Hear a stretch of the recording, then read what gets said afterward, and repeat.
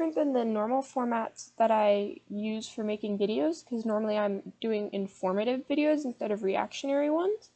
But as soon as I saw a YouTube creator named Dear Gentleman have a video like this, I really wanted to make this video. Just to let you know, I have not watched their video yet because these are my opinions, so I didn't want that to alter what I would say, but I definitely recommend watching it, and I'm going to link it below. So what's this video about? Well, as you could probably tell by the title of the video, we're going to be talking about Lily Orchard and her writing tip tweets, or tweet, do you count a tweet chain as one or more tweets? I don't know. Whatever, we're going to be talking about Lily Orchard's writing tips and my opinions on them, because this is YouTube and you clicked on this video, and this is my channel. I can do whatever I want. Sorry, that was a bit mean. So anyway, Lily Orchard has a YouTube channel called Lily and Michaela Orchard on YouTube, and they make videos about writing, and cartoon shows, and like how to write characters, and a lot of stuff about queer representation. And I think a lot of their points are very interesting, and you should definitely go and watch some of their videos to get an idea on what kind of content they create, and I think they have a lot of very valuable input on a lot of topics. So Lily tweeted, and I don't know how many tweets it was, but it was an 80-point long list of writing tips, and I'm not exaggerating, it took me an hour to type these all out just so I could start working on my script, because I couldn't find a way to just copy and paste them. So let's get into this, and I'm going to be addressing each of them in order, because I value your time and mine, and also my ability to talk. I'm not going to be reading out every single tip before getting into them. So let's get started. And just a heads up, I'm going to do my best to try and figure out those little chapter thingies to try and break it up per tip, but if I can't, I'll try and do timestamps in the description. So, tip 1, don't worry about spoilers. If your story is good, spoilers aren't going to make it any less enjoyable. If spoilers make a story less enjoyable, that just means you are relying on cheap shock value as a shortcut. That's the tip. This simply isn't true. Have you ever read an Agatha Christie novel? What about Sherlock Holmes? Yes, these stories can work on a reread. That doesn't detract from the initial enjoyment of the film, but that doesn't detract from the initial enjoyment of figuring out who did it. For a non-literary example, let's look at Knives Out. Also, maybe spoilers for Knives Out. I'll try my best not to spoil it, but I mean, if you haven't watched it, go watch it. It's really good. Watching it a second time does not detract from it. However, knowing the twist the first time may have distracted the watcher from elements of the story. That doesn't mean knowing the twist would ruin the story, but it causes you to focus on other parts of the story. The director is constantly misdirecting you and leading you to see different things, and watching it again, you start to look at all these things and be like, oh my gosh, I didn't realize that, or I didn't realize that. It's similar to how knowing where a character will end up at the end of the story allows you, and you reread the story, you can see all these minor details that add on to it. And this statement ignores that certain genres rely on shock, like mystery novels. Like, yes, some of them can be written in a way that it enhances it if you know who is guilty going in. See Knives Out, see Agatha Christie. But some aren't written like that, and that's okay. In my opinion, a lot of Sherlock Holmes novels, or short stories, I guess, because they're really more short stories, they don't hold up as well on a second read, and that's partially just because we're just running around with Sherlock Holmes and Watson reiterating whatever he's saying in normal talk, and it isn't enjoyable to read that a second time if you already know the outcome. Second tip. The middle point of a story is the best time to get a main couple together. Are you working on a 5-season show? Put your main couple together halfway through season 3. The final is the worst time because we don't get any time to enjoy the payoff. I can prove this wrong with so many examples. Annabeth Chase and Percy Jackson. Yes, their romances continued in the next series, but we had a good, 4 or 5 years, I think, in between that, and that pairing was still really popular. And let's look at some that we don't get to see them coupled together in a later series. Carter Kane and Zia Rashid, Sadie and Walt/Anubis, and Alex and Magnus from Magnus Chase. Sorry these are all the Friarden characters, but he's really good at writing romance subplots. Some others are Jasper and Wyland from Six of Crows, and also Kazan and Edge to a lesser extent, but they don't actually get in a relationship. It's just kind of like, ooh, look at them, they're whatever. And Zoya and Nikolai, kind of. We get hints to them having a relationship, but not them actually being in one, although Nikolai did give up the crown and entire kingdom for her, and she turned into a dragon so she could help him. Yes, I know, that wasn't the only reason, but it was part of it.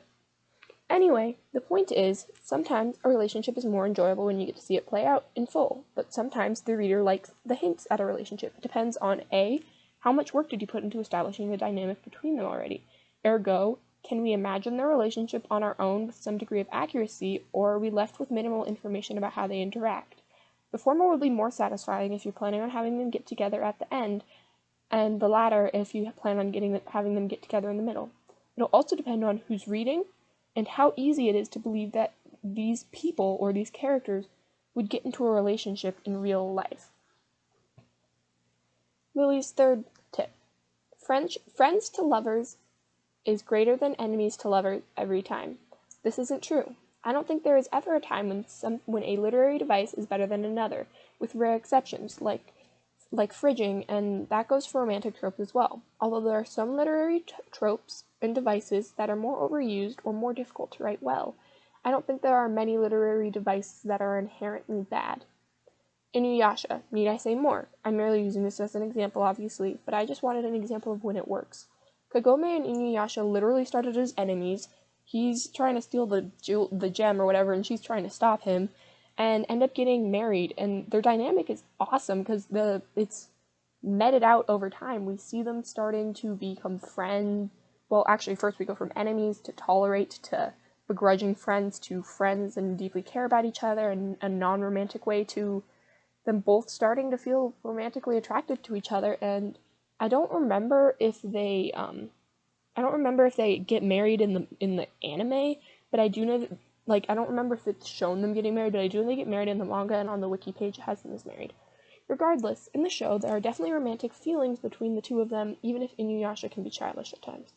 Another good example is Matthias and Nina from Six of Crows. They literally start out on opposite sides of a war, not only politically, but also religiously, and end up as lovers until the end. R.I.P. Matthias. R.I.P. Matthias, I know. There's also a similar dynamic with Nina and Hana, but they're less of enemies and more of disgruntled allies in the beginning of their relationship. The point is, there are ways to write this dynamic well. I will admit this dynamic is easy to mess up when you either go too hard selling their enemies, making their eventual coupling unbelievable, or when you don't convince us they're actually enemies. Because then it isn't an enemies to lovers trope, it's just two people who just like each other learning to love each other. And then, of course, there is writing the characters in a way that makes the relationship, not relationship. Can you imagine? I guess she started relationships? I don't know. That makes the relationship seem incompatible. But that is not a trope-specific problem, that's a writing problem, so I don't really feel like that should count against the trope. Victims of abuse... Oh, sorry, I forgot to clarify. This is Lily's fourth note. Victims of abuse moving away from the negative impacts of their abuse, i.e. Zuko, and becoming healthier are not, quote, redemption arcs. I think what Lily is trying to say is having a character who is abused heal from their abuse shouldn't count as a character arc because it's just them healing. To understand this statement, what is a character arc? Well, a character arc is a change in a character. We typically think of them as positive and untrusting I can talk sometimes, I promise. An untrusting character becoming more trusting, but they can also be negative, like Anakin's fall to the dark side. They can also be short, like one episode or a few chapters, or long season spanning stories. In the case of Zuko, people see his character arc as his difficult journey to becoming a better, healthier person in general. Lily appears to be saying that it shouldn't count as a character arc, but I would argue that it should. Healing can be a character arc, and that's fine. A character changing and developing is an arc, and that includes healing. Healing is changing. Being able to overcome traumas is changing and healing and getting better at something, which is an arc. Characters who were abused or manipulated and do bad things are still culpable for their actions. We are just more likely to forgive them because we see the reasoning behind it and have an easier time empathizing with them. To look on someone besides Zuko, we can look at Catra from She-Ra, or Anakin from Star Wars, or Kaz from Six of Crows, or Matthias from Six of Crows. I can keep going, but this video is probably going to be long as it is, and I don't want to waste you guys' time on me listing off characters. My point is, you can write characters who were abused and did bad things, overcoming that abuse and becoming a better person and making amends for the wrong things that they did, and that is an arc, because an arc is just change. An arc does not mean they're changing for the better or for the worse, it just means change. The fifth tip is, heroes refusing to kill villains who have shown to be actively trying to murder people isn't, quote, noble, it's enabling. Lily touches on this later, but that's way down the line, so we're just gonna ignore that for now. Anyway, no, I completely disagree with that. You're never responsible for someone else's actions. The only exception is mind control. Yes, it may seem like they're being selfish, choosing their morals over the safety of others, but that is not enabling. Yes, it is an interesting thing to explore and an interesting moral concept, but that isn't enabling. Enabling is allowing or promoting someone to do an action, typically with negative connotation assigned to it, and not killing someone isn't enabling them. Would anyone call mercy enabling? Most wouldn't. It's about how you frame it. Do people call Batman for enabling? And do people call Batman enabling for not killing the Joker, even though everyone knows he's just going to escape Arkham and kill more people?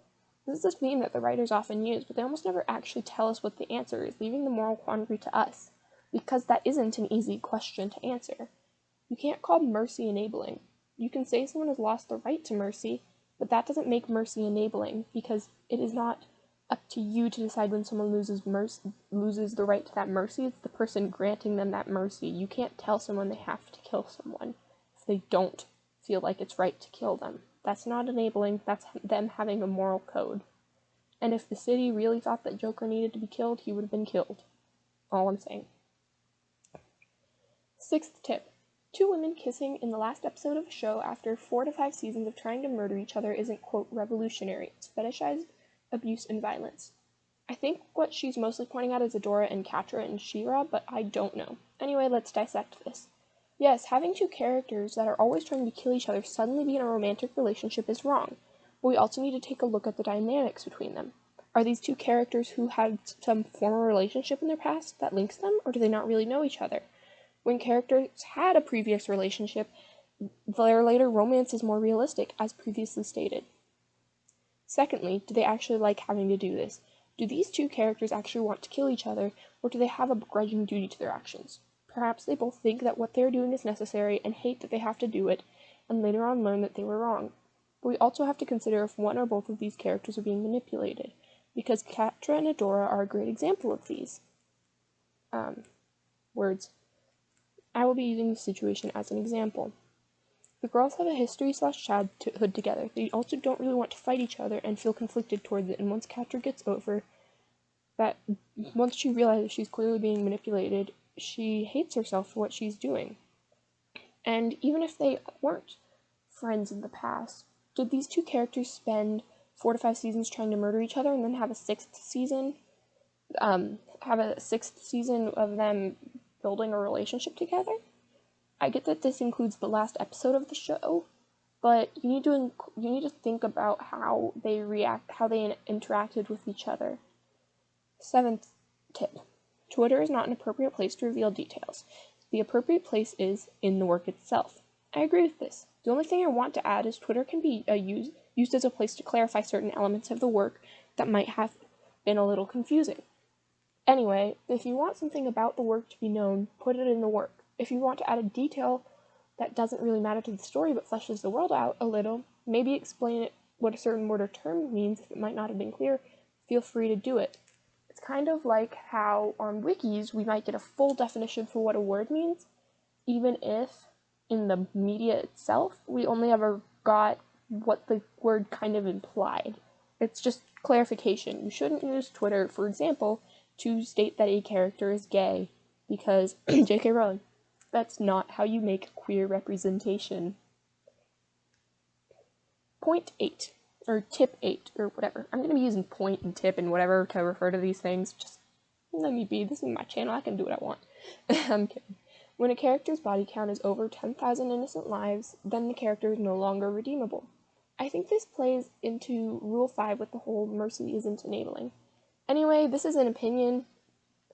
What someone sees as the line to draw in the sand is their opinion and idea. I do think there are lines to be drawn, but I don't think that should be something any character has to think. I don't think any character has to agree with one singular line. These are characters, not the authors. And the character is allowed to have their own opinion that is different than the author's. If the character is supposed to be overly forgiving, it would make sense for them that they forgive someone who has killed 10,000 people. The reader might not think those characters are redeemable. That doesn't mean a character agrees. Characters are not the writers or readers and are allowed to have their own opinions. 9. Tip 8 does not apply to a character for whom making the villain was a stupid, idiotic idea, i.e. Sylvanus Windrunner. At that point, it's just character derailment.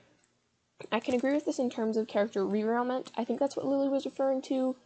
Either that or Lily saying that the character being made a villain in the first place was the character derailment. I don't know.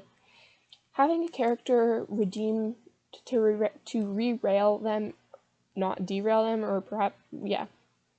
I don't know who Sylvanus Windrunner was, so I did some research. She's a character from World of Warcraft, and I tried to skim the wiki page, but there was a lot on it, and this video is already going to take me long enough, as I've already said. So if you want to know more about her, do your own research.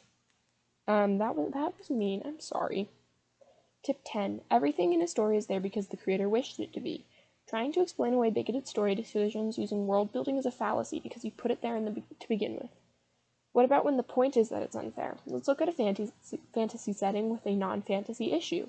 In Six of Crows and King of Scars, Fjordia, I can't pronounce it, and I'm Nordic. That's sad. Is a very sexist and bigoted place, and that's the point. One of our main characters must now navigate a world in which her most useful asset is in her old environment, her body, because Nina knows she's pretty and she uses it to manipulate people because she knows that it'll work. And her ability to control the human body are no longer useful. Does that make the author sexist because she wrote about a place that is sexist? What about Piltover and Zahn in Arcane? Does the classism issue in the location make the author classist? All I'm saying is that certain world-building mechanics are there for a reason and aren't meant to be something good. They're meant to be something bad. That doesn't make the author a bad person. It makes that setting or place not good. World building isn't necessarily a reflection of the author. Tip 11. Don't pair adults with minors. That's pedophilia. Alright, something I can agree with and I'm not going to argue or say anything against. Lily's 100% correct. Pairing adults with minors is pedophilia and you should not do it. The end. Point 12. Don't sexualize teenage characters. I agree with this. If you want a sexual character, don't make them underage. The only exception I think is okay is a teenager that is sexualized and it's not framed as something comfortable, that is something that's wrong and weird. Person being sexualized when they don't really understand it / are underage and being seen as weird and gross makes sense is okay as long as it isn't used as an excuse to sexualize the character. For this next bit, when I say character, I'm specifically referring to an underage character or a character that is being sexualized in a way that is meant to be uncomfortable. If you're writing, don't use overly descriptive language to describe the sexualized character. Describe the grossness of the situation itself. Describe how uncomfortable it makes them feel. If you're having a character in a show, don't film or animate them in a sexualized manner. Film or animate them in the discomfort in how they feel and how disturbing it is for them to be sexualized like that. Show how uncomfortable it makes them feel. I think this is something Lore Olympus does really well as a visual media. It doesn't ever show Persephone being assaulted, but it does show how uncomfortable it makes her, and the scene makes you feel claustrophobic and just awful. And it never shows anything graphic, and you can tell what's going on because that author knows how to depict that. For a writing example, let's look at Six of Crows, because this book is just so gosh darn good. Not really spoilers because this is common information, but it doesn't get explained fully until later in the books. So, yeah. When Inej is 14, she's sold to a brothel and forced to, work at said brothel. When the author describes the emotional turmoil and trauma she experiences as a result of her being assaulted, the assault is actually never described in a way to sexualize her. It is written in a way that is meant to display the trauma and conflict she goes through and display how gross and disgusting it is. That's not sexualizing a character, that's describing trauma in a way that makes us able to empathize with the character. Tip 13. Don't make up weird anime excuses for sexualizing teenage characters. For example, actually 1000 or Fusion or Age of Consent in X Country Is. See Rule 10. I agree with the whole Age of Consent in X Country Is thing. There's this thing with characters that are species that live longer or something like that, but whenever that's used, it's really used to justify weird age differences, or like, you know how like bugs live way shorter lives, so by the time that they start to like have babies or whatever, it'd be like 5 days or something like that. But that should only be used with the same species. So yeah, I agree that making up weird rules to excuse sexualizing underage characters is wrong, and we're moving on. Tip 14. Making a metaphor for gay/trans/ace rep is always inherently inferior to just making a gay/trans/ace character. I think there's definitely merit to this. If I had, say, a robot as a metaphor for asexuality, I think it'd just be better to have an asexual character, but I don't think metaphors are inherently bad. If you are not intending to make your metaphor representation, then it can't be inherently inferior to representation that's not meant to be taking place, or not meant to be replaced. If you're going to look through that, if you're going for this though, I can read my own words sometimes. If you're going for this though, you need to make it clear either by having representation already or by making that factor of someone important regardless of if they are a minority or not. Unimportant. That's what I meant to say, not important, because drawing attention to it would not make it a background thing. Yeah. If you're going for this, you need to make it clear either by having representation already or by making the factor of someone unimportant, regardless if they are a minority or not. That way, the readers know you are not focusing on sexuality or race or gender or anything like that as a theme in your story. Tip 15. If there are humans in your story, restricting gay/trans/ace rep to the non-human characters makes you a huge turd. Nice, mature wording there, Lily. I'm teasing. I see what Lily's saying. Having all of your queer characters be alien does work to alienate them, but what about in universes where aliens are not alienated, like Star Wars and Star Trek? In those universes, aliens don't seem alien because they just are. It's like having another race or something like that. It's just a thing that is. Yes, it'd probably make your intentions clearer if you didn't make your only queer character an alien, but I don't think it makes you a, quote, huge turd. 16. If the only gay man in your work is a foppish diva, you're a huge turd. I agree with this. If your only character of a minority is a stereotype of that minority, that probably isn't a good sign. While there are some people who might fit that stereotype, that won't be most people, and it will make you look like you're making assumptions about the group, even if that is not your intention. And it will also help spread misinformation about that group, because the stereotype is already spread enough, so it just reinforces negative, or not necessarily negative, but stereotypical connotations people have with a group. A way to avoid this while still having a character who is a stereotype of a group, because those people might exist, or whatever, is by not making them your only character from that group. For example, if you want to have a more effeminate gay man as a character, you should also include another gay man who is not hyper-effeminate to show that you understand that not all members of that minority are like that. But you also need to be careful with this, because it's very easy to go wrong in this, and it's very easy to misrepresent a group. And you need to do your research and make sure you talk to people who are actually members of that minority to make sure you're representing them accurately. 17. If the only lesbian in your work is an abusive rageaholic with vague angst issues and a codependent relationship to a protagonist, you're a huge turd. Yes, the same thing with Rule 16. If your only representation for a minority is a stereotype, you should probably fix this. If your only character is a non-human shapeshifter, you're a huge turd. I think this is referring to She-Ra in Double Trouble, who I love. As a non-binary person, I disagree with this to an extent, but I can see how other non-binary people might be offended if their only representation is a shape-shifting non-human, as it's not like... Look, it's like saying the only way you can be non-binary is by not being human, because humans are either boy or girl. That's what it implies, even if that's not what you're intending. And while it can help fill people's, it can help The desire to be able to change how you look so that you fit how you feel plays into what a lot of non-binary and trans people would really like to be able to do with their bodies, but that doesn't mean that you can't have a character who can't do that.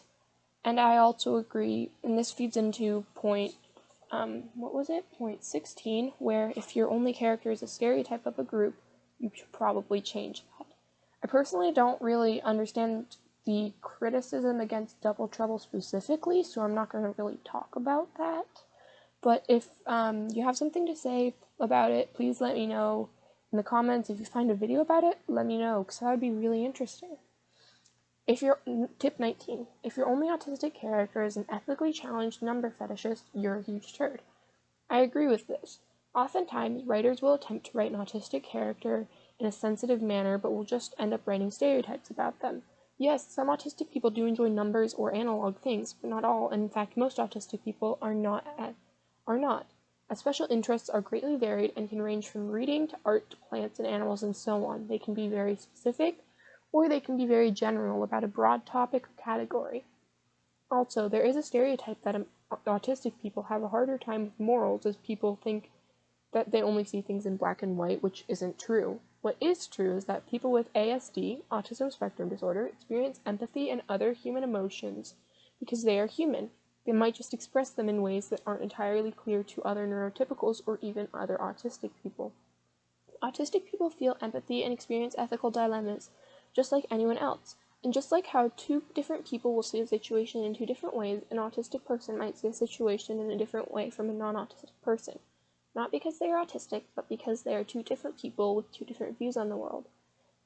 Yes, there may be an ethically challenged autistic person with a, as Lily puts it, number fetish, but this isn't the majority of autistic people, and if you want to see my opinion on that, see my response to Rule 16.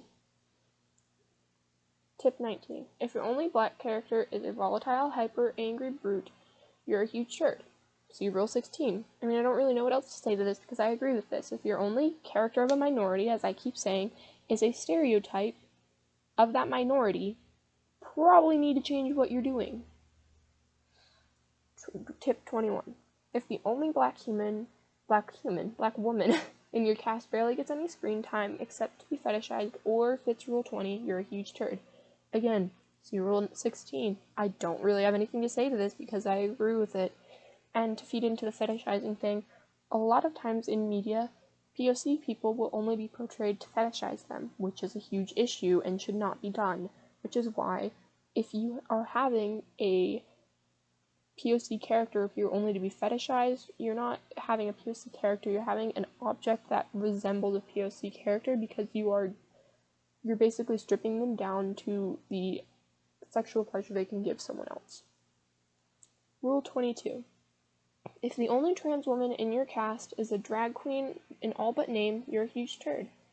Yes, I agree. A large amount of drag queens are trans or gender fluid, and it's fine to have a trans or gender fluid person in your story be a drag queen, but acknowledge that they're a drag queen. And a large group of drag queens aren't even transgender. They just enjoy cross-dressing and still use the pronouns of their assigned sex. That's what a drag queen is, really. There's another reading to the statement is that Lily could be saying that not all trans people are like drag queens, and writing one under that assumption will not help you write a good trans character, and I agree with this as well. I'm just saying there are two different ways you could interpret that statement. I agree with both ways of interpreting it.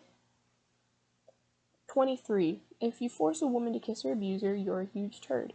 If a woman is forced to kiss her abuser as a form of abuse, I think that is showing the abuse and depicting it. Although there are ways to portray abuse without actually explicitly describing the abuse, see my, I can't remember which tip it was, the one about sexualizing characters or whatever. That doesn't make the author inherently a bad person. A woman kissing her abuser because the author decides that it's hot or something, that is wrong. If you force a victim, regardless of if they are a woman or not, to kiss their abuser because you think that it's attractive or sexy or whatever the character to do so, that is wrong. Portraying abuse isn't necessarily wrong. Fetishizing it is. Tip 24. If you sideline every non-white character in your cast to focus on a white boy with anger issues, a tendency towards hostility getting a redemption arc, you're a huge turd. There's nothing wrong with a white boy with anger issues and a tendency towards hostility getting a redemption arc, but if you sideline every other character for this, you probably need to re-examine how you write. Not only because re-examining every non-white character to focus on one who people probably don't even like, by the way, they're being described, but sidelining all of your characters so you can focus on one is bad writing, and honestly, that story's been done to death. People are tired of hearing the same story over and over again. Quote 25. Justifying horny armor design or horny clothing designs with, quote, sexual agency makes you a huge turd. Characters don't have sexual agency. You made them that way as a justification. See Rule 10. I disagree with this. A character is something you create, but that doesn't mean you agree with everything the character does, and in a way, they're their own person because you want your character to feel like an actual person, and if they were all a reflection of the author, it'd be really boring because they'd all be the same. Character dressing in a way that they want is sexual agency, regardless of if they're dressing revealingly or modestly, because it's reclaiming their body and they're dressing how they want to dress, regardless of how others tell them to dress. Let's look at Six of Crows again. Nina dresses in what one might be called immodest clothing. It's not like she's not walking around naked, but it's not like covering, like it shows some skin. She's curvy and voluptuous and knows it. She wears tighter and more revealing clothes and dresses how she wants because she wants to, and refuses to let anyone tell her how to dress or how to use her body. She expresses her bodily autonomy by dressing how she wants to dress and acting how she wants to act in regards to her body. Yes, if a character is dressing in, quote, horny clothing designs without the acknowledgement that they're doing it because they want to, not because some horny author or animator without the acknowledgement that they are dressing that way because they want to, or this implies that some horny author or animator wanted them to, and probably isn't the best thing in the world, but characters Characters are tubs of lard, I guess. Characters are allowed to have sexual agency. They are independent characters in themselves. And see Rule 10 for my sense on that. For my 2 cents on the C Rule 10 part of the thing, 26. Related to the above, if your justification is to just be honest and say you like ogling sexy characters, you're still a huge turd, but slightly less of a turd than the above. Slightly. I get this. I acknowledge that acknowledging your justification instead of trying to hide behind it is better than lying about it. If you're going to be biased or sexualize people or whatever, at least be honest about the fact that you're being biased or sexualizing characters just because you want to. Rule 27. Don't worry about not having everything planned out beforehand. No writer or creator plans everything beforehand, and the ones who say that they do are filthy liars. Writers have at best 1 to 2 story beats that they're determined to include. Everything else is by the seat of their pants. Don't tell her about Tolkien, I guess. This simply isn't true. My sister and I both enjoy writing, but we both have 2 different styles. I prefer to write in the style that Lily is describing, where I sit down and I write and have ideas and I write them down in a way that makes sense in the story, and if I have an idea for this story, I go and write it on a separate doc and see if I can weave it into the story I've already created. But that's not at all how my sister enjoys to write. She enjoys having the entire story planned out. She's created languages to go along with it and choosing character names based off of that, and even has ancient dialects of it and has characters speak in different dialects of it to denote their social class. Her world building is extremely intricate and bordering on Tolkien-esque. She also has a book where all of her chapters are planned out, whose perspective it's from, what's happening, which place, where does it take place, when in the story chronologically does it take place. That way she can reduce redundancies, and she plans it out. Different people write in different ways, and it's unfair to judge someone for writing in a more planned out manner or in a more loose manner. I agree with Lily that you shouldn't be worried about having everything planned out beforehand, because part of the way writing works is creativity, and you're allowed to be creative in your writing while still planning things out. different methods to it depending on how your brain thinks. I do disagree with Lily in saying that any writer or creator who says they do plan out a lot of things beforehand are filthy liars, because that's simply not true. I've seen all of the work my sister puts into world building. I know that she's not lying about planning everything out. I'm not kidding. She has a composition notebook full of just pages and pages describing the chapters and how she's going to write them. She's very dedicated to her work and very dedicated to planning it out. And I write freeform. That doesn't make either one of us less of a good writer or more of a bad writer or a liar. Rule 28. Don't try and quote, do what Avatar did, end quote. You can't. Even the people who made Avatar can't make another show do what Avatar did.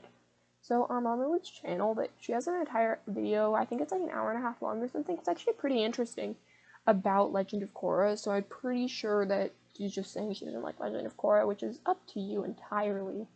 But let's move along. I agree with Lily that you shouldn't try and do what Avatar did, because that probably is impossible. I do think you should let yourself take inspiration from work that inspires you. Create your own story, but let yourself be inspired by things. It's okay to want to emulate things as long as you're adding your own ideas and imagination to it. That's how Tolkien wrote all of his stories. He took Germanic and Nordic stories and he adapted he made a world out of it and just wrote stories because he enjoyed writing those stories in that world, because he enjoyed learning about that mythology and folklore. If you want to create a diverse world inspired by cultures that may not be represented in most media, go for it. If you want to write a complex story with intertwining plots and morally gray characters, go for it. Do whatever you want. It's your story. You can copy or try and emulate whatever you want, just don't expect it to be good. Tip 29. Low-stakes interpersonal conflicts will always be more satisfying in the long run than high-stakes saving the world. Quote, Friends, unquote, is more popular than your favorite anime for a reason. Friends is more popular than your favorite anime because for a long time sitcoms were the only thing on TV and parents showed it to their children, creating a nostalgic feeling for it.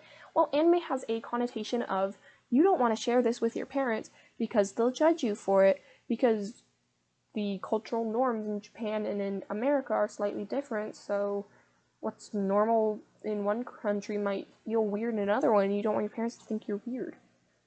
Anyway, let's look at the low-stakes interpersonal thing. I think there's merit in this. There's a reason why most Doctor Who episodes that have the whole world is going to end event have a way to get out of it. The Doctor just doesn't like the idea of having to kill whatever group of people he has and his companion happen to stumble into in that episode. There's literally an episode where I think they killed Satan or something, and the whole time, if they blew up the base they were on, the world would be perfectly fine. The tension doesn't come from the fact that the world would end, because we have a solution to it. The tension comes from the fact that this group of characters we've gotten to know, this interpersonal conflict with them, we care about that, because it's hard to care about the world on a global spectrum, on a global scale. It's difficult. And Lily is right. If the author keeps threatening to blow up the world, the readers will be willing to call their bluff, because they don't think the author will actually blow up a world that they put so much energy into creating.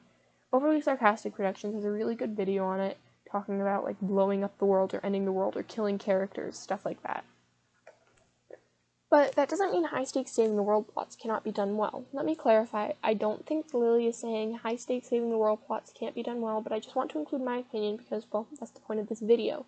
I think that high-stakes saving the world plots tend to work out better in shorter forms of media, whereas low-stakes interpersonal conflicts tend to work out in longer forms of media. Tip 30. Choose whether you're a comedy or a drama, and at the start, and stick to it. Don't make comedy and turn it into a drama later on.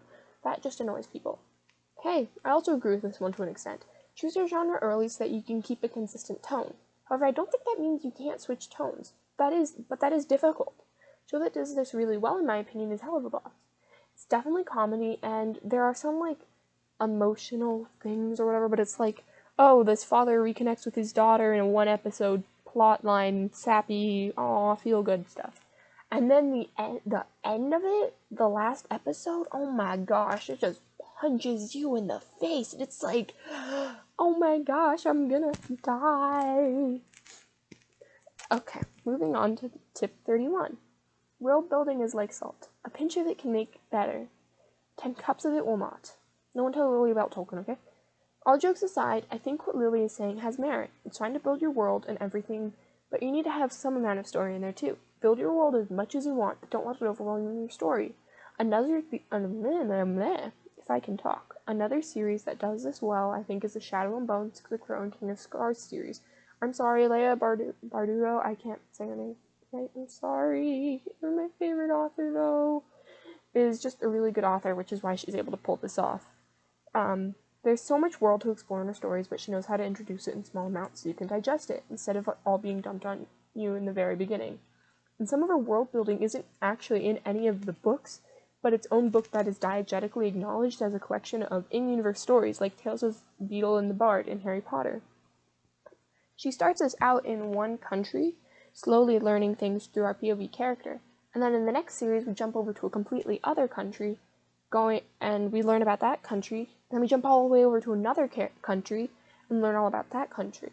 And then in the King of Scars duology, we start off just in the countries we've already learned about, and then boom, we're learning about this fourth country, and that's how she introduces the world building, and we're aware that all of these countries exist at the beginning of the very first story, but we are also not expected to remember all kinds of information about them. It's not info dumped on us. Moving on. Character 32. Tip 32. Characters should always come before anything else. Yes and no. Depends on what kind of story you're writing. Is it a character-driven story where their motivations are more important than anything else that might drive them? That's how most newer books are written. Or is it a plot-driven story where the characters are vehicles to get across the author's point, or where the story would stay the same if you completely changed the character? This is more common with older stories in epics and mythology. In the first section, we've got stories like Six of Crows, where all the characters' motivations lead to them doing the things that they do. In the latter category, we've got stories like Lord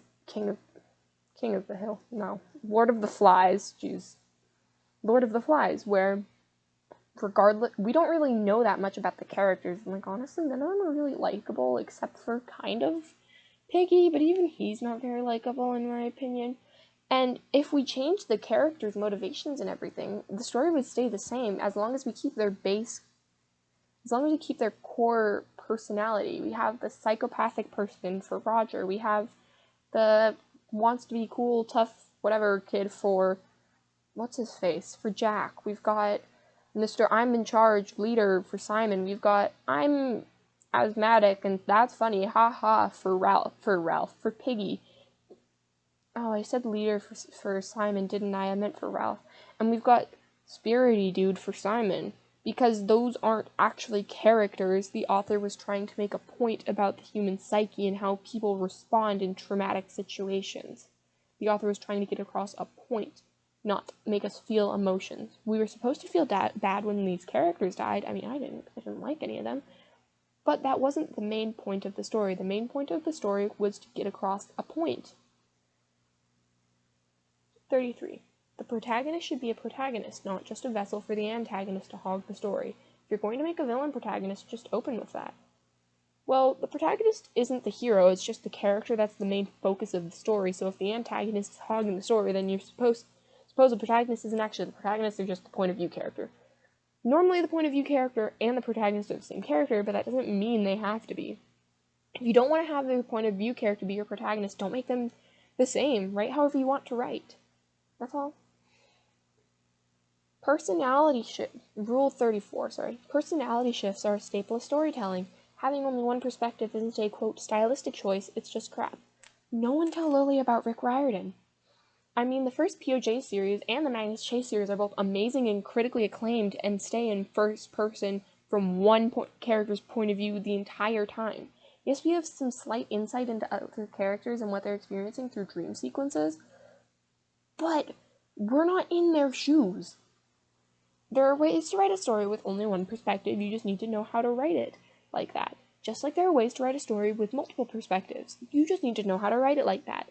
Again, write however you want, it's your story. Just understand how to use the tools you're working with. Tip 35. If you're making a cartoon, hire writers. Don't just have your storyboarders write the story. That's not what they're there for. Artists draw, writers write. Artists cannot take over for the writers on a whim. I think this is directed at Steven Universe, because this is one of the main issues Lily had with in her video about Steven Universe. But I do agree. I don't really write anything intended to be made for a show, so I can't speak from experience here, but this makes sense. People who have a certain job are good at doing that certain job. You wouldn't hire a plumber to come fix your lighting. You wouldn't hire an electrician to fix your plumbing. You wouldn't hire a cardiologist to fix your broken foot. You wouldn't hire an what's a bone doctor called? Jeez, doodle. This is really sad for me because I play sports, so I've got a lot of ows. So I should probably know this. Orthopedic doc. You wouldn't hire an orthopedic surgeon to fix a heart issue. Hire people for what they know how to do. And some people are good at doing both. But that doesn't mean all people or most people are. Rule 36. Related to Rule 2. Will they, won't they isn't a funny story, it's just addiction peddling. We need to stop pretending that Ross Rachel was good storytelling and learn to appreciate Chandler Monica and Joey Rachel. Never watched Friends because for the most part I don't really like sitcoms, so let's ignore the Friends example because I just don't like sitcoms very much and I don't plan on ever watching Friends. Will they, won't they can be written well, so long as it ends. A writer's going to lose their audience if they keep them in suspense in regards to this, because at a certain point we'll figure out what they would do based on their dynamic, and we'll have seen how any situation could have played out. Will they, won't they can work Will they, weren't they? Will they, won't they can work for a time, but won't work long term. Quote, romance trope but gay, end quote, is not an absolute rule to live by. If She-Ra taught us anything, it's that, quote, gay Reylo, quote, unquote, was not actually an improvement. So Reylo appears to be the whole Rey and Kylo Ren thing from Star Wars, which I think pretty much everyone agrees was bad, because there wasn't really much setup other than that one scene where they, like, do that Force telepathy thing, and she's, like, staring at him, and he's not wearing a shirt, or whatever. Anyway, I don't really know what Lily's talking about here, because I think romance trope can be applied to couples of any sexual orientation, and one case of it being bad doesn't make that trope inapplicable to a same-sex relationship. Just because a trope is poorly executed once doesn't make it automatically bad. And about She-Ra, I think she's pointing at Catra and Adora because that's the main, like, fighting against each other and then they're in love thing. I completely disagree with that, because we see them being in love with each other and, like, pining after each other pretty much, and then they're like, and then Adora's like, basically like, okay, Catra, I'm done with you, and then Catra goes through the steps to make herself a better person for Adora. Anyway. 38. Someone on this hex site, I censored that one, made the remark, we need more lesbian non-con because purity is boring. That is dangerous. That is a dangerous, violent person. Do not listen to them. They do not have a point. Seriously, I censored that one. Seriously, I censored that one, sorry. God, what is wrong with you people? I agree. Someone that says they want more content that features non-consensual relationships is a dangerous person, because non-consensual relationships are not something to romanticize or to want or desire. 39. Women who fetishize abuse, Reylo, Catradora, Higos, etc., and present it as something feminist and paint detractors as misogynists are gaslighting you. Don't listen to them. While I agree with Lily is saying, and except for the fact that I don't think she's using the term gaslighting properly, because gaslighting is when you try and make someone doubt their own reality. I don't think it's quite gaslighting to have a different opinion on something. I don't think Catradora is a good example of an abusive relationship. I don't think Reylos was ever really a relationship, because, I mean, the most they showed was them thirsting after each other. Yeah. I haven't actually ever watched Kim Possible, so I don't know about Kim and Shigo, but yes, someone who fetishizes an abusive relationship or abuse and presents it as feminism doesn't deserve your time or ear. Tip 40. If fetishists are giving you shoot, I censored that one, I think you can figure out what word it was, for not caving to their demands, just block them. Don't argue with them. Don't debate them. Don't treat them with good faith. Just block them and get on with your day. I agree. If someone wants you to fetishize abuse, just ignore them, because you shouldn't do that, because abuse is not good. Wow. Doodle Schultz. I should win the Nobel Prize in literary achievements for saying abuse isn't good. It's just a masterpiece statement. 41. Rape victims are not villains and should never be written as villains. Don't be like @Blizzard_ENT. It costs $0 not to be a misogynistic pig. I don't know who @Blizzard_ENT is. I'm not really going to get into that because I don't like drama. I mean, I like watching drama. I don't like being in drama. So we're going to ignore that. Yes, rape victims are not villains, but I do think that it's important to note that a villain can be a victim to sexual assault. However, that should not be their motivation for their villainy, because them wanting justice for being assaulted is not at all a villainous motivation. 42. If straight men really hate a certain character but lesbians love them, there's a 90% chance that this is your best character. I don't really know what to say about this one. I think this one was more intended as like a joke, but I don't know. I have a hard time reading social situations normally, and it's really hard on Twitter and stuff like that because you don't really have tone. But just because one group of people doesn't like a character and another group doesn't make your character good. I think I see what Lily's saying, but I'm not 100% sure, so I'm not going to make a comment on that because I don't want to put words in Lily's mouth because that's not fair to Lily, and that's not how you make good faith reactions to things, by assuming things. The only thing I will say is that just because someone is a straight man does not mean their literary opinion isn't valuable, and just because someone is a lesbian doesn't instantly make their literary opinion suddenly better than others. Tip 43. If your writers believe Simon from Infinity Train she just put Simon Infinity Train, but she means Simon from Infinity Train, was misunderstood and Grace is a villain, your writer should be fired immediately. So I've finished season 2 of Infinity Train, but I haven't finished all of season 3. I just want to say that I think Grace and Simon are both kind of jerks. Simon is more obviously a jerk. He does bad stuff and you know it, but Grace kind of manipulates kids, so yeah. Anyway, I honestly think Grace is less of a bad person because at least as far as I watched, she started being less of a bad person towards, what's that kid's name, Hazel? But neither here nor there. I think Lily is drawing from the fact that Grace is African-American or black. I think she's African-American because it's implied that the Infinity Train just goes through America, but I don't really know. I guess she could be from another country because the Infinity Train's like magic-y or whatever, so I guess it could translate anyone speaking in another language into whatever language you understand. I don't know. She's black. She's a black female, while Simon is a white male. I think that's where Lily is drawing on for her source of animosity. And I agree that if that's why someone thinks Grace is a villain and Simon is just misunderstood, you probably shouldn't have that person working on your staff, because the only two reasons why they could think that Grace is a villain where Simon is misunderstood is that Grace is black while Simon is white, and Grace is a woman while Simon is male. But if someone actually has reasoning behind it, that's okay. I think it's important to have people with different opinions working together on the same project, because that's how we have complex and interesting discussions. If you have a different opinion about something, that's okay, so long as that's not motivated so long as your moral opinion is not motivated purely by race or gender or sexuality or anything like that. Tip 44. The best solution to a love triangle is polyamory. I think this can be a very fun solution, but I don't think that it always is the best solution. What if two characters hate each other? It just doesn't make sense, and it just feels like forced polyamorous and non-straight representation in that case. Like I get in the Twilight movies, like, okay, Jacob and, what's his name? Vampire dude. Edward. Like, okay, the way the movies are shot, it's like, okay, I see you, Jacob, I see you, Edward. But, like, that's not what the author intended. That's not what anyone intended for people to pick up on. And that's mostly just a meme because people are trying to make those movies more bearable. Anyway, those characters would not work well in a polyamorous relationship because they don't like each other. I think this can be a great solution, but just like with any literary device, it isn't always the best to use in a situation.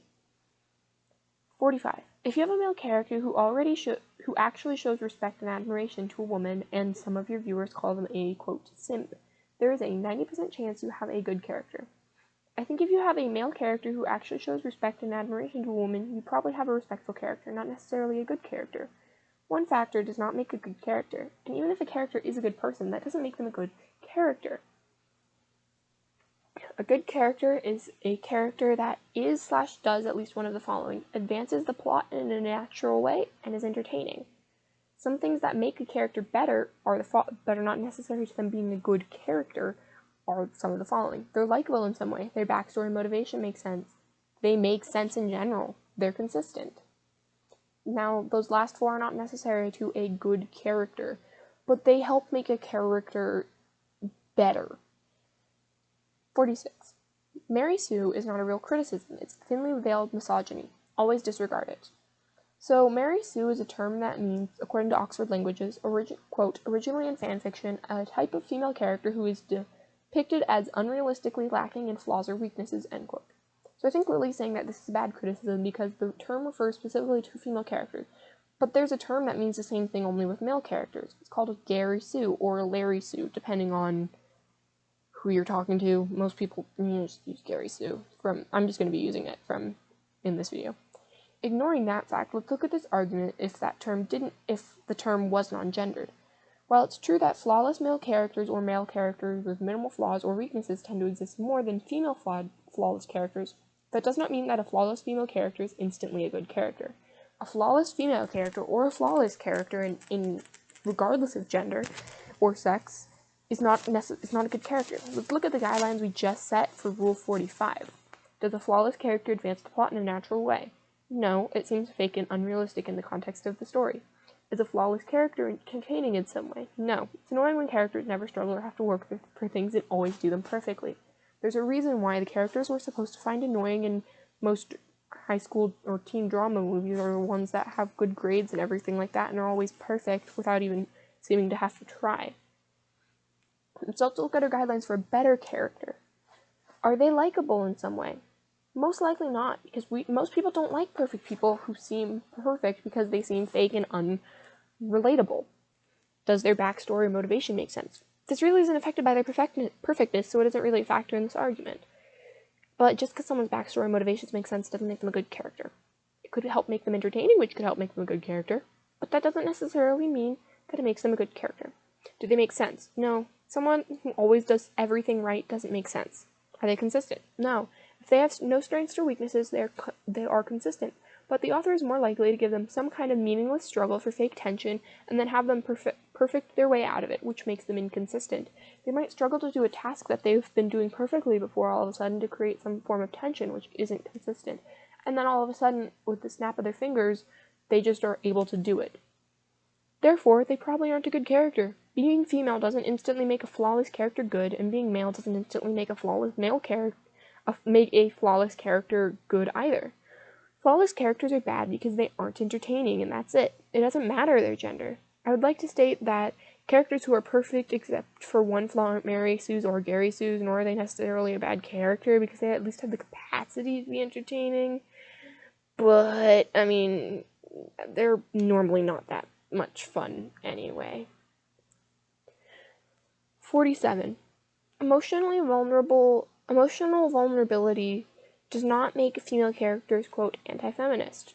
I agree with this. Emotional vulnerability does not instantly make a female character anti-feminist, because feminism is not about being strong or whatever. It's about being accepted for being a woman and those aspects being accepted and women being allowed to just be women, however they express that. However, that does not mean an emotionally vulnerable character can't be anti-feminist, but the emotional vulnerability is not what makes them anti-feminist. 48. Goblins are inherently anti-Semitic. Yes, goblins embody a lot of anti-Semitic traits that are often depicted as often being depicted as money-hungry, with hooked noses, etc. And while some people say that a goblin is just a goblin, from the research I've done, a lot of Jewish people do find them to be offensive, and as someone who is not Jewish, I cannot and will not say if they are or are not. When using a literary device, trope, or mechanism that has come under fire for being disrespectful or anti-Semitic or racist or whatever, listen to that group of people who belong to that minority that is being told that are supposedly being discriminated against, and listen to what they say. And that's all I can really say on that. 49. If you thought when you're blah blah blah, if your first thought when told about a bigoted trope, for example, barrier gays or goblins, is to try and figure out how to, quote, do it well, you're a huge turd who's missing the point. It's not that these tropes aren't, quote, done well, it's that they're done too much.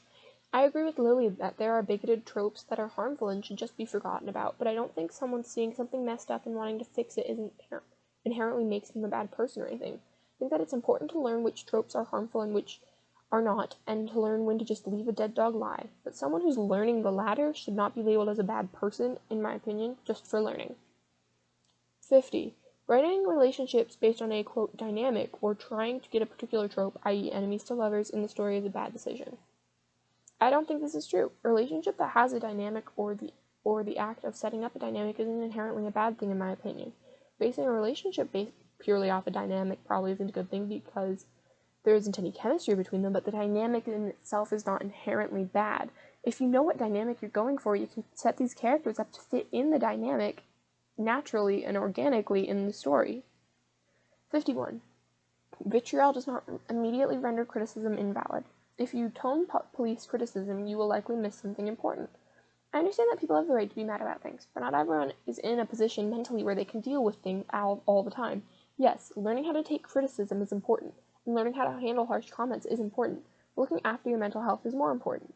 Here are some things you can say when receiving harsh criticism. I understand you are offering criticism and are coming from a place of wanting to help me learn, but I'm not in a position to hear this and actually process it right now. To be more respectful of your time, can we continue this conversation later? You can say it in a way that sounds like you'd actually be saying it so it sounds less robotic, but something along those lines.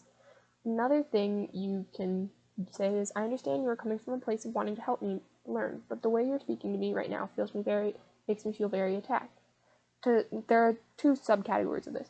If you're in the wrong in this situation, add this on. I understand you don't owe it to me to be gentle, but I want to fully understand what you're saying, and I can't when I'm in this state. And if you're not in the wrong, if you're in the right in this situation, say this as well. I understand you're upset in this situation, but I won't force myself to listen to you yell at me to understand your opinion. And if you're unsure where you stand, it's better to go with option 1. That way, if you are in the wrong, people don't start calling your apology fake, and if you are in the right, you know you'll have covered all of your bases. And people need to understand how to handle their frustration when given criticism. The great thing about the internet is that you don't have to respond right away, and you don't have to actually post anything until you've reread it. And if you're talking with someone in person, you can always say, I can't have this conversation right now, I'm too worked up emotionally for us to continue speaking respectfully to each other. Or, I'm sorry, I'm feeling very emotional right now, I understand my comment was hurtful, and I know that my emotions aren't an excuse, but I need some time to cool off, and I hope you will give me that time and accept my apology. And then apologize again when you aren't emotional so that the person you are talking with knows that you were genuinely apologizing. 52. Your fandom will argue. This is how people solve conflict. It's typically better to let people fight it out than be complacent and beg people to, quote, just stop fighting. I agree to this to some degree. It's okay to have people argue and discourse over things, but as the person who created the fandom, it's also your job to make sure people aren't fighting to the point of bullying. I feel like fighting and arguing are different in how I understand them. Arguing comes from a place of wanting to display your opinions and debate, and I honestly feel debate would be a better word for it. And fighting comes from a place of disagreement in which one or more sides do not wish to resolve the conflict respectfully and see the other person's point of view. 53, I almost said 33. Related to the above, every headcanon is valid, should never leave your mouth. Do you want pedophiles and fascists in your fan base? Because that's how you get pedophiles and fascists in your fan base. This is actually a very interesting point to that statement. Normally I would agree with the every headcanon is valid statement is harmless. This is actually a very good point. I agree with Lillian in regard. I merely think that the side of every headcanon valid statement part, I think that the saying this will now, making that statement will allow pedophiles and fascists into your fan base by saying that every headcanon is valid and therefore blanket validating their statement, even if that's not your intent. And I think that's a side of that people don't tend to think about, and I think it's very interesting that Lily pointed it out. 54. Speaking out against abuse, fetishists, pedophiles, and bigots on your fan base will always be better in the long run than being quiet or complacent. It might be exhausting to deal with, but it's better in the long run. I think this is a great point. When someone who is toxic enters your fan base as the person who created the fan base, it's your responsibility to manage it or find someone to manage it. There's a reason why a lot of people begin to get moderators for their chats when they get big on streaming platforms, and moderators for any major fan base locations like Amiibos once they start to get big. As a fan base creator, it's your job to make the fan base a safe place for people in that fan base. And please don't say, well, I never wanted to be in charge of a fan base, because as soon as you created work and put it out there, people are allowed to like it and allowed to create a fandom for it. Quote I was about to say quote 55, tip 55. Fan service is a concept you should never think about. Fans who need to be, quote, serviced are not actually fans. If you have fans, those fans are already having fun and don't need to be pandered to. Yes, I think this is also a good point. Fans like your work because they like your work, and you shouldn't feel like you have to cater to their whims. Create whatever you want to create. And there is a difference between making something for your fans and fan service. Making something for your fans could include writing a short story for them with 2 characters that you think they'll like. Like, so it's like, oh, these 2 characters are in a relationship, but their story is so sad because they never get to be together or whatever, and you write, like, a short little, like, oh, they had a nice date in the park or whatever, or where they're just being cute or whatnot together. That's, oh, I think my fan base would enjoy this because they like these characters and how they interact. Fan service would be something like promoting explicit fan art of a character because you think your fans will like seeing said character scantily clad. Writing stuff because you fan service, I think, when writing, a good idea for figuring out if you're serving your fans or not is, am I making this decision because the fans want it, or am I making this decision because I want to write my character this way? Because at the end of the day, if they're a fan and they enjoy the content, they'll enjoy the content even if you take it in a direction they didn't like. A lot of people didn't like that Matthias died in Six of Crows, but that doesn't mean that they stopped liking Six of Crows. They didn't like it they didn't like that happened because they liked the character because the author did a good job writing the character. Just because you make a decision just because you make a decision that you think your fans might not like, doesn't mean that they aren't going to still enjoy the content. Just because they don't like that character A dies doesn't mean they stop liking your content. So saving character A from dying somehow that doesn't make sense in universe is just going to make them dislike the content long term. 56. The tendency for shipping to dominate discourse is the biggest sign that characters and their relationships are more satisfying than anything else. People didn't petition for a 4th season of Kim Possible to see what happened with Draken or to see new villains. I think this is a good theory, but I don't think this means relationships have to be shown in their entirety on screen or on the page for them to be enjoyable. There's a reason why shipping is popular, because people like to see their dream couples together, and pairing 2 people together cementally for the purpose of pleasing your fans not only as fan service, but removes that option from your fans to pair the couples that they want to pair together. And Lily was just complaining about fan service. So, yeah. Anyway. Tip 57. Complaints about, quote, too much negativity, unquote, is shooting the messenger. If there is an overabundance of negativity, that means there's a thing to be negative about. People cannot be positive without things to be positive about. Yes and no. I see what Lily is saying, and I think that she has a point, but at the same time, I don't think, it's more complex than that. Yes, if there's an abundance of negativity, there is probably something at the core of that, but that doesn't mean you shouldn't advocate for yourself when you feel like people are being overly critical or really harsh. 58. If you do something bigoted and get yelled at for it, listen to the people yelling at you. Cancel culture isn't real, the rage and vitriol will be gone in 2 weeks, and you'll be a better person for it. Getting yelled at stopped being, quote, the end of the world, unquote, at age 10. First off, I think cancel culture is real to an extent, but we're not talking about that, we're talking about the literary stuff. So I agree that when she says listen to the people you hurt, in the end you will be a better person, but that doesn't mean getting yelled at stopped being the end of the world at the age of 10, and honestly, that's just rude to people who don't like getting yelled at. There's a thing called trauma, there's a thing called sensory overstimulation, there's a thing called bad memories, there's a thing called just not like getting yelled at. I don't like getting yelled at, and I don't have any of those things. I just don't like getting yelled at. That doesn't make me an immature person.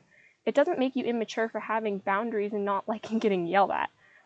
If anything, that just makes you a person, because that's a survival instinct, because loud noise equals danger in our basic brains.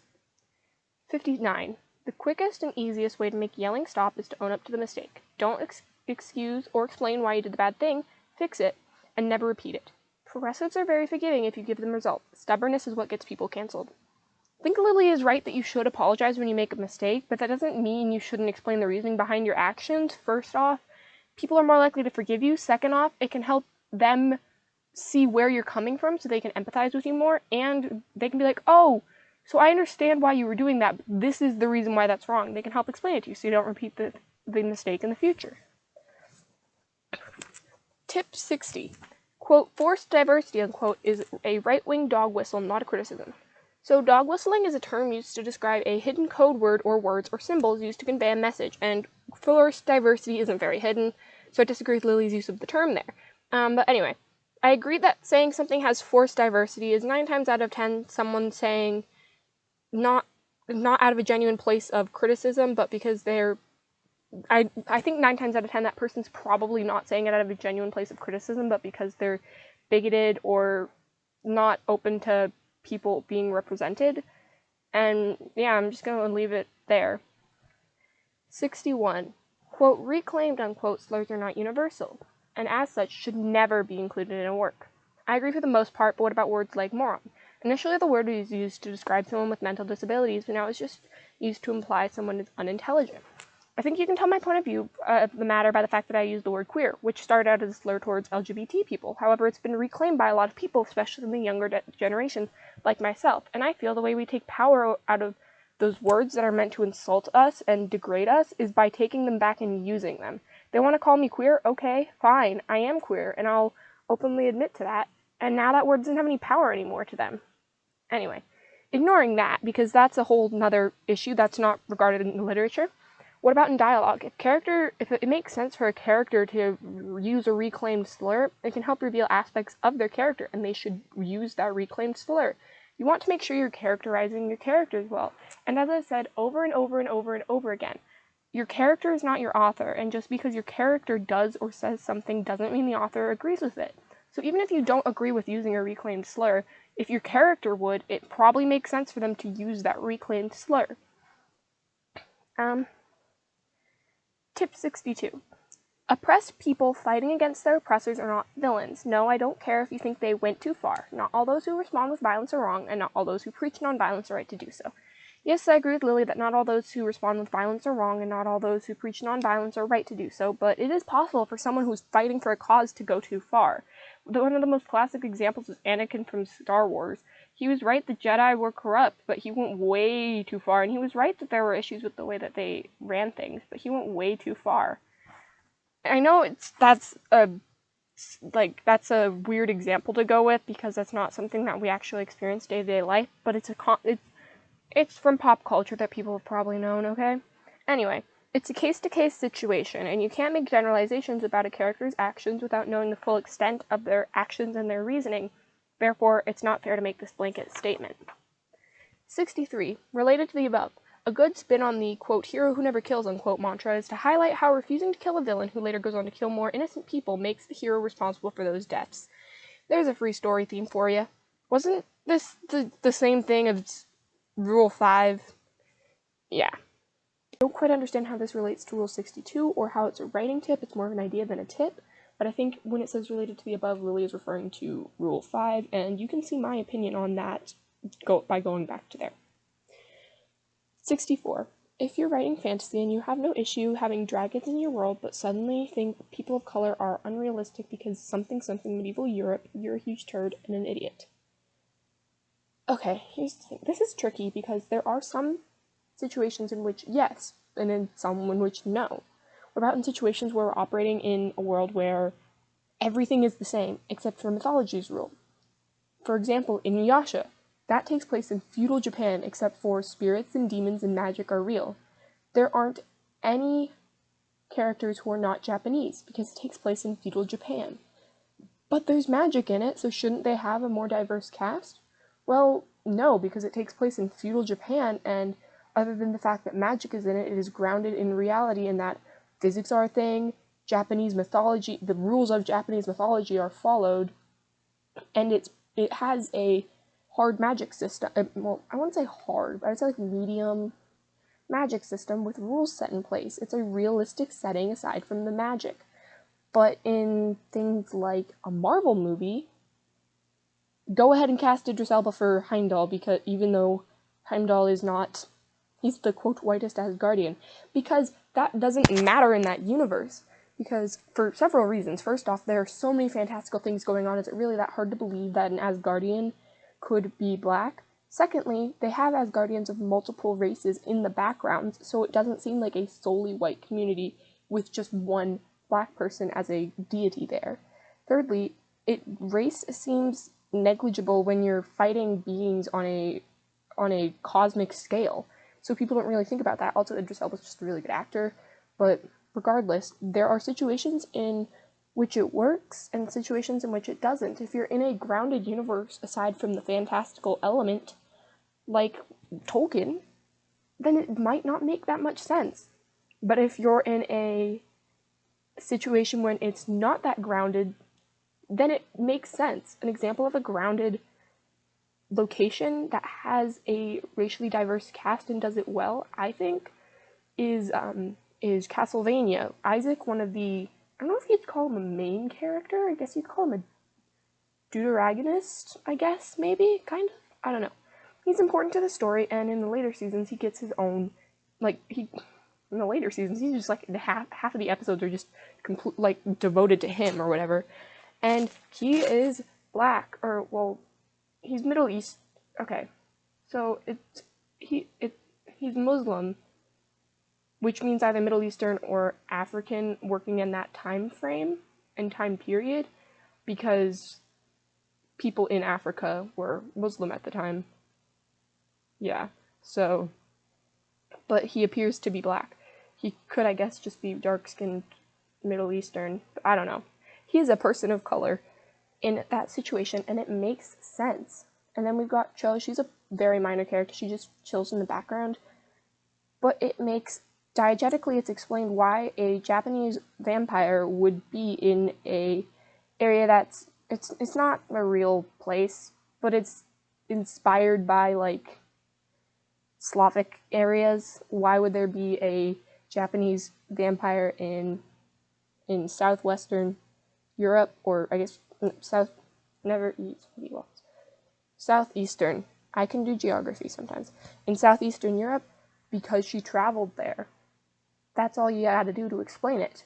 But if that kind of travel isn't feasible in that time period with the technology available to those characters, it might not necessarily make sense, and that's okay. You just gotta think about the tone as well. If you're going for a more serious tone in media, you might want to have more, I don't want to say historically correct, but Tolkien's literature is more, it feels more like epic fantasy, epic sagas that you pulled out that from the time when Beowulf was written.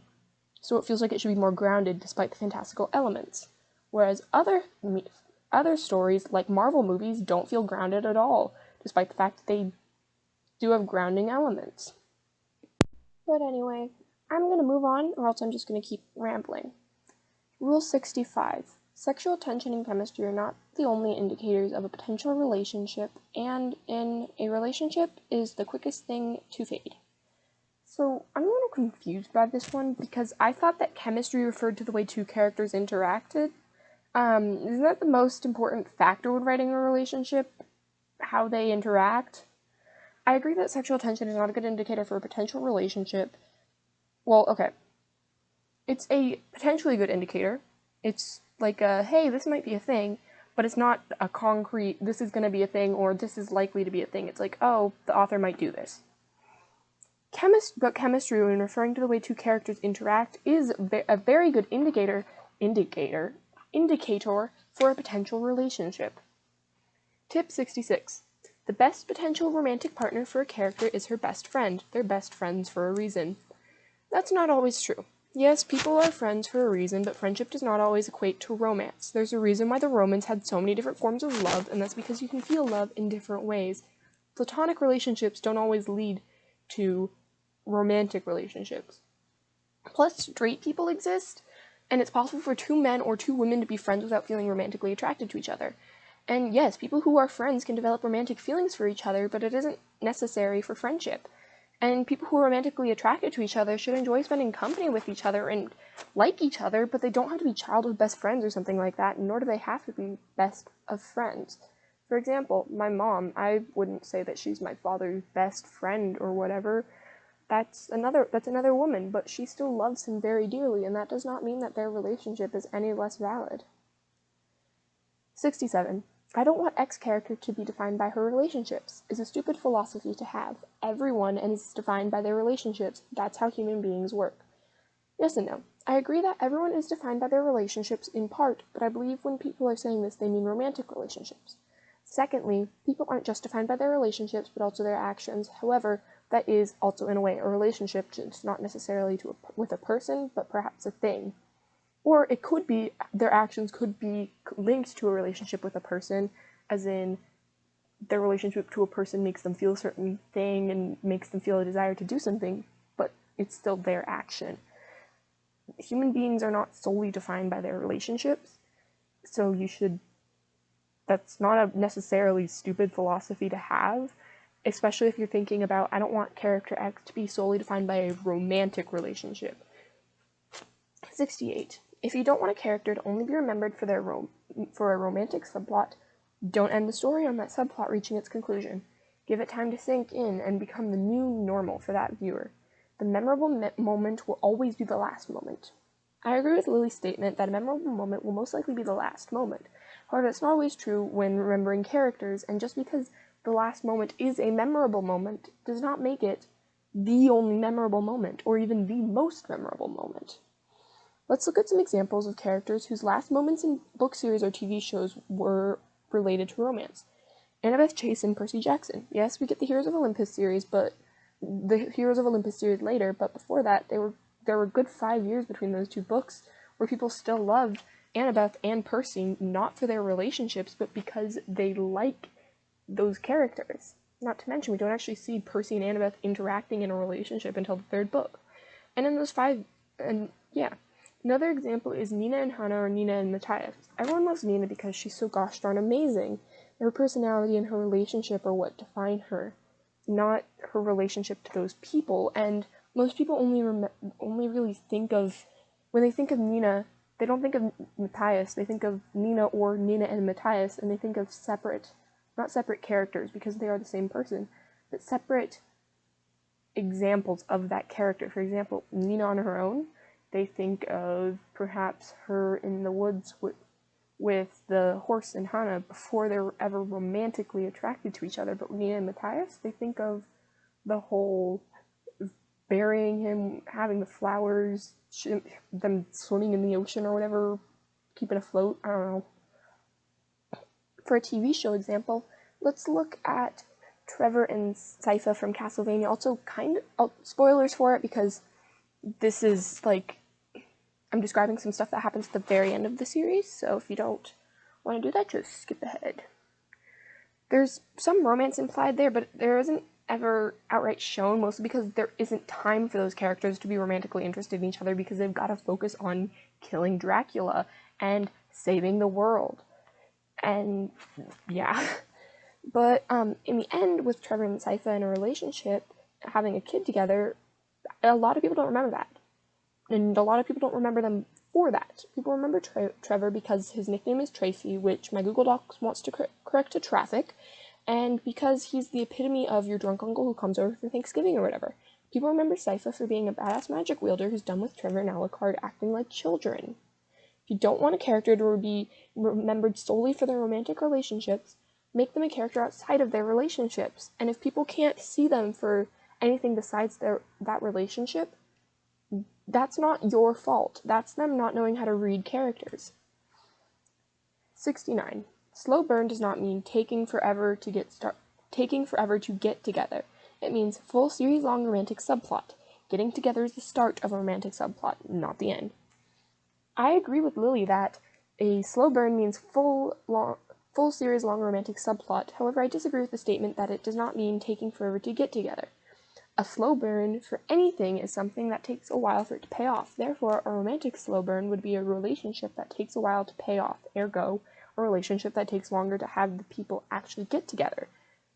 A slow burn is commonly seen as a relationship that takes a back burner to the major plot while still being allowed to develop naturally.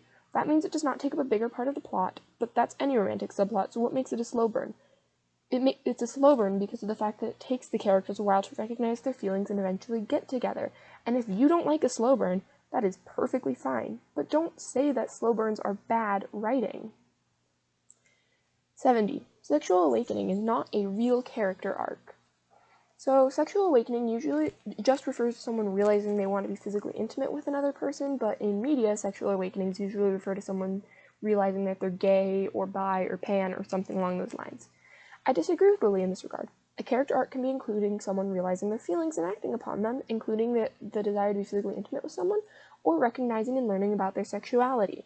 A character arc is a character changing, and that can include learning things, because learning things changes you, especially when you learn things about yourself. It influences how you see the world. Plus, if we're looking at a medium in the genre of romance or drama where the character's feelings are explored deeply and integral to the plot, it makes sense. I do agree that you should not make your character's sexual awakening the only thing about them. That doesn't mean having them learn about their sexual desires is a bad thing. And if this story doesn't really focus on romance or things like that, it might not make sense, but that doesn't mean that this tool is inherently bad. Like I've said time and time again, I don't think very many literary tools are inherently bad. You just need to know when and where to use them and how to use them well. Same goes for this. Rule 71. The only people who think, quote, boob armor makes sense are people who have never touched a boob. One thing I have to say to this is if someone is particularly large-chested wearing a breastplate that's not made out of a stretchy material like iron, certain allowances might have to be made in order to effectively protect them, but I do agree that armor that's made specifically for the purpose of showing off breasts is not protecting someone is stupid and dumb. 72. The bow and arrow are strength weapons, not dexterity weapons. Female characters who do archery should naturally be very physically strong. Longbows have a draw weight of 80 to 150 pounds. Rangers are always stronger than warriors. Deal with it. Yes, the bow and arrow are strength weapons, but they also require an amount of dexterity to use it quickly and with multiple arrows. Your fingers need to be able to navigate from your hip, back, or another space where you keep your quiver, which could include your bow, to your bow to knock the arrow, aim it, and all fast enough not to get shot or hit with whatever weapon your enemy is using. Contrary to popular belief, archers are not required to be long distance and can fight in relatively close quarters, and which requires them to be even faster.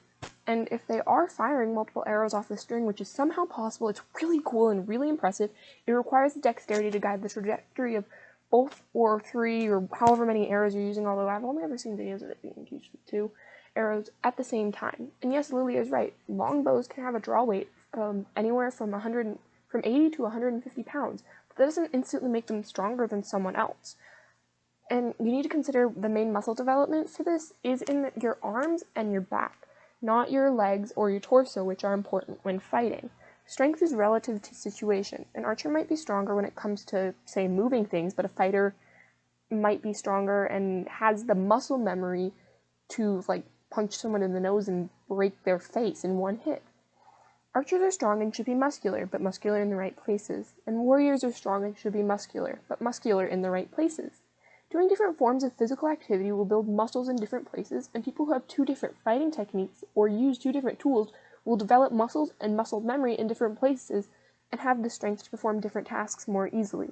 Just because a person is strong doesn't make them instantly stronger than another group of people that do a different form of exercise. If you've ever read Ranger's Apprentice, the main character is a ranger, and basically their job is to collect information all around the kingdom, except they do way more than that because they're master archers. Anyway, Will has a friend named Horace who's a knight, and they spar sometimes because, yeah, rangers can spar with their knives because they're basically that universe's version of Black Widow, but somehow even cooler. And the author recognizes that just because you're strong in certain areas doesn't make you stronger than someone else in a different area, and the characters have different muscle types, so in a fight they have different advantages and disadvantages. I'm using this as an example in which we've got a fighter and an archer who struggle to fight each other because they've got strengths in different areas. Horace is physically larger. Will is smaller and does have muscle, but he's smaller, so he needs to be smart when he's fighting. And Horace is a very skilled swordsman, but he's bigger, so he's slower. There are different aspects that make people better at or worse at fighting in different styles. Rule 73. The best way to avoid tokenism is multiple characters. I think what Lily is trying to say is the best way to avoid tokenism is having multiple characters of a certain minority or multiple minorities, but I don't want to put words in her mouth. Assuming that is what she's saying, also, if that isn't what she's saying, then yeah, the best way to avoid having one token character is to have more than one character, or else that character is just going to be token. But anyway, assuming what she's saying is the best way to avoid this is to have more than one character of a certain minority or multiple minorities, I agree this is a way to avoid tokenism. Another way to do this is to have them be an actual character who happens to be gay or black or Asian or whatever minority they happen to be. But you have to be careful that this method is trickier than Lily is suggesting, and it's difficult to do well. I certainly can't do it well, so I'm not gonna try and give advice on it because I can't do it very well. I would suggest following what Lily is saying and to just include a diverse amount of people in your cast as long as it makes sense diegetically. And by the way, diegetically means in universe. As long as it makes sense in universe, include a diverse cast as you can to avoid seeming like tokenism. For example, in the book that I just finished, link below if you want to read it on Wattpad. I don't think there's a single straight character in that. Okay, the villain's straight, but like, and the way that I do that is I just write characters who, for example, let's use the queer example. Two of the characters happen to be in a relationship with each other. Yes, that relationship drives the plot, but only because one of them cares a lot for the other and wants to go find them when they're missing. And the second relationship, that relationship doesn't drive the plot at all. It happens because of the plot, and the plot is what allows them to meet and discover that they like each other. And that's a way to avoid tokenism. That aspect doesn't matter at all. It just happens to be.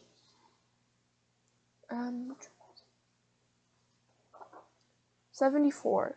Want an easier way to become more accustomed to a diverse cast? Limit your straight, white, cis character one of each. These can be 3 characters for each trait, or pack it all into one character, but only one of each. I think this is an interesting idea. I've never really actually applied it, so I can't judge if it's smart, but it seems like it could be a good method. Although there is one thing I have to say. Diversity means a wide range of things. If you only have one white character, but the rest of your characters are, for example, black, that isn't diversity. It's a representation of black people. But because there's a majority of one race, it isn't diverse. That's like when people were saying Black Panther was diverse. Culturally, in their representation of African cultures, as far as I understand, it was. But racially, it really wasn't, because they had one main race. And that doesn't mean it's a bad movie. It was great for black representation, especially in superhero media and just mainstream media. But just because it has a minority doesn't... A minority being the majority of a cast does not necessarily make it diverse. If you want a diverse cast, ask yourself how many races and skin tones are shown in your media. What about sexual orientations? What about genders and forms of gender expression? What about a range of disabilities, including mental, physical, and, like, I don't want to say ADHD is a disability, but stuff like that, ADHD, ADD, that kind of stuff. What about cultures that you show? That's how you can be diverse. Not by limiting the amount of white people, because diversity is not having a bunch of one race besides white, or having a bunch of one specific sexuality besides straight, or having one bunch of gender besides cis identities. Diversity is having a wide spectrum of all of them. Ask yourself, how many groups am I showing in my media? That's how you be diverse. 75. Don't be afraid of failure and backlash. If someone is screaming at you about how a character you made is racist, that is literally free writing advice that someone is just giving you. Look on the bright side of things for a change. Sorry, the bright side of life for a change. My bad. Don't want to misquote. I understand what Lily is saying in regards to listening to criticism, but this really just feels like a rehash of tip 51. Listen to criticism and do your best to learn from it, but don't accept abuse when you feel that the criticism being levied towards you is unnecessarily harsh. 76. People of color and LGBTA people are allowed to just exist. Don't feel like you have to cover bigotry just because they're in the story. In fact, people will be happier if you don't, because having these characters defined by suffering is itself a tired trope. Yes, I agree. If you really want to use this trope, you need to know when and where to use it. There are certain genres and certain medias in which it works and fits into the story organically, but there are also places where it doesn't. For example, you want to face a kid being bullied by people being homophobic? Do that in a coming of age book or show. You're in a fantasy world maybe the character did go through some stuff in their childhood, but don't make that the only thing that their character is about, because they are not in that world anymore. They're in this magical fantasy world, and honestly, a lot of people read those kinds of media to escape from cruddy situations that they're in. Why would you plunge them back into this? 77. I just want my readers/viewers to have fun is an excellent attitude to have when it comes to storytelling. Yes, it is a good attitude to have. You can have other attitudes such as, I want my readers and viewers to learn something from this, or I want my readers and /viewers to think about something in a new light, but these aren't mutually exclusive. 78. As a general rule, slice of life has always been a more popular genre than action-adventure. Honestly, this depends on your form of media. Short, one-season/one book-long stories can work well with action-adventure because your readers recognize the author/writer hasn't put as much time into setting up characters, so they just might kill them because it's not that much of a time waste for them. Like, the author is not doing all this work to set this character up only to kill them, because once you kill a character, you've stopped any potential they have to change or develop, or any plots that could involve them. Authors aren't very likely to do that once they've put a lot of work into a character. That's why on TV shows, most of the time, the character that gets introduced in the episode is the one that dies, because the authors don't want to have to put a bunch of work into developing this character and making you love them, and then killing them off, ruining any future story that they could fit into. And for longer form stories tend to work better with comparatively lower stakes, because they feel higher. The stakes feel higher because we know how they will emotionally impact the characters we've grown to love or hate. We've grown to know these characters on a very intimate level. So something that affects them on a very intimate level will hurt us more than, say, the world blowing up. Because, oh wow, the world blew up. You're really going to do that, author? You're really going to blow up the world and make it so you can't do anything else with this story ever again? No one's going to buy that. But in a shorter form of media, people will be like, oh, okay, that might actually happen. 79. Feature creep is a problem in storytelling as well. You don't have to cram every single idea, reference, and homage you can think of into a story. You can save ideas for another time. I agree with both of these, but I disagree with Lily's use of the term power creep. Power creep refers to things slowly getting more and more powerful, making the previous super weapon null in comparison. It would be like if you went on a quest to get got Excalibur, but in the next book or whatever, you need to go on a quest to get Excalibur, which is the exact same thing, but even cooler, or like it has 1+ magical power. I stole that analogy from Overly Sarcastic Productions anyway. And it makes the previous quest seem meaningless in comparison, because why did the heroes get Excalibur instead in the first place?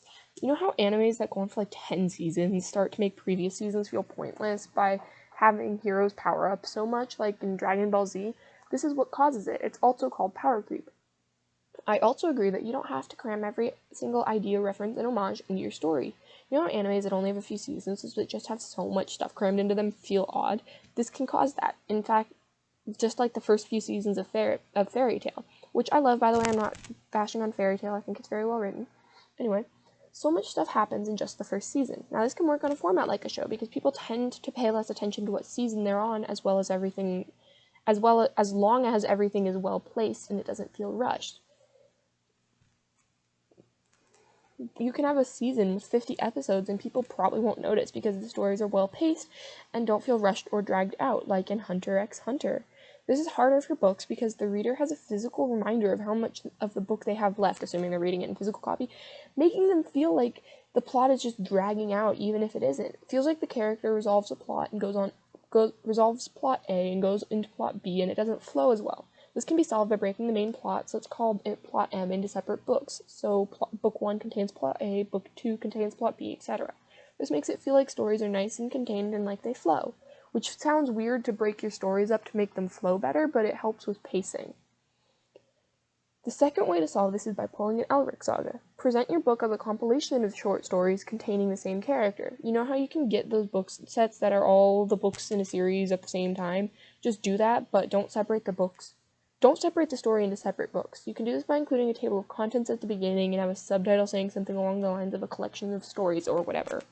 So, you know how, like, Neil Shusterman, when he writes, he, like, has, like, Act 1, Act 2, Act 3, or, like, Book 1, Book 2, Book 3 in his books?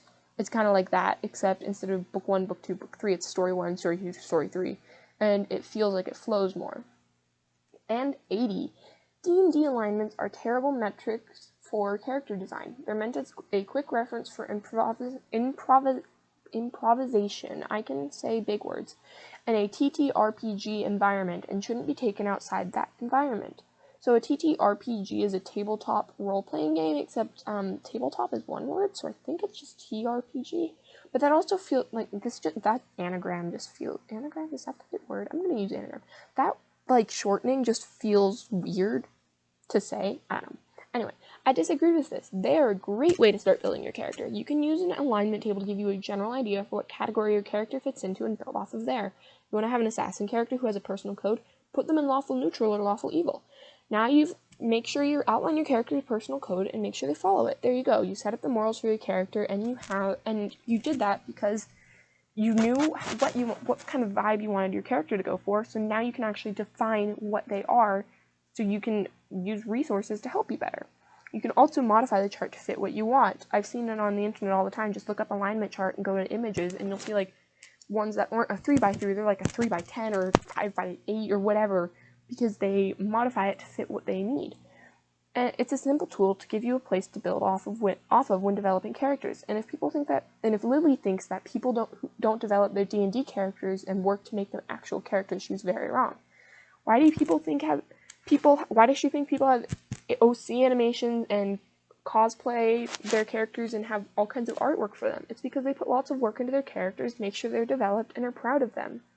And yes, some people don't develop them as much as others. That does not mean the tool is bad. Just because one person uses a paintbrush to paint a simple picture doesn't mean another person can't use the same brush to make an extremely detailed painting. And I want to be clear, I'm not trying to say that the person who uses alignment charts as a simple tool is lazy. There's just more than one way to use it, and just because person A uses it in way X doesn't mean person B can't use it in way Y. Alright, that's the end of them, and I would like to add that Lily included at the end, reminder, tips are not hard rules, these are just suggestions, which I definitely agree with, and I know that I don't have a very big subscriber base. I think I have like 5 subscribers. Y'all, no, people don't watch my videos, but in the in the infinitesimally small chance that this video does blow up, please don't go harass Lily, because she is allowed to have her own opinions about literature. And yeah, and if you have different opinions than mine, please share them in the comments. Just remember to be respectful. But that's just my opinion on all of that. What do you guys think?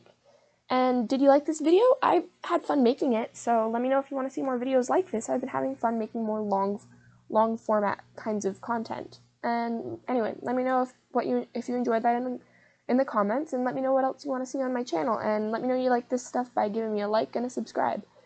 Thanks so much for watching. Have a nice day. Have a nice day or evening, or have a nice rest of your day. There we go. I can say goodbyes.